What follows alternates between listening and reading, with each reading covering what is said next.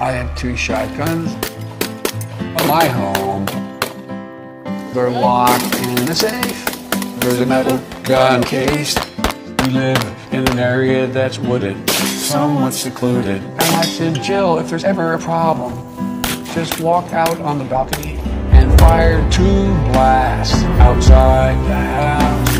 Buy a shotgun. Buy a shotgun. You don't need a machine gun.